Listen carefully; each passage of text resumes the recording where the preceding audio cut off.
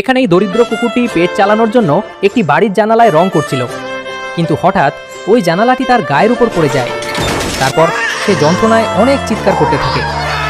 তার চিৎকার শুনে বাড়ির মালিক অনেক রেগে যায় এবং সে লোহার জানালাটিকে তার উপর থেকে তুলে তাকে আবার মারে। তারপর কুকুরটি যন্ত্রণায় অনেক কান্না করতে থাকে।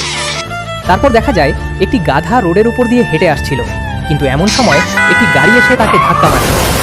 তারপর সেখানে ছুটে যায় সেই দরিদ্র কুকুরটি।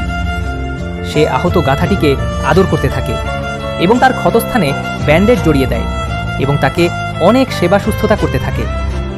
তারপর গাধার সাথে তার অনেক ভালো বন্ধুত্ব হয়ে যায়। কিছুদিন পর তারা দুজনে মিলে একসাথে কাজ করতে থাকে এবং তারা কাজ করে অনেক টাকা উপার্জন করে। তারপর তারা সেই টাকা নিয়ে রাস্তা দিয়ে যাওয়ার সময় দেখে গাধার বৃদ্ধ মা মাল বইতে না পারার জন্য মালিক তার মাকে অনেক মারধর করছিল। তারপর তারা তাদের কষ্ট করে উপার্জিত করা টাকা মালিককে দিয়ে তার মাকে সেখান থেকে ছাড়িয়ে নিয়ে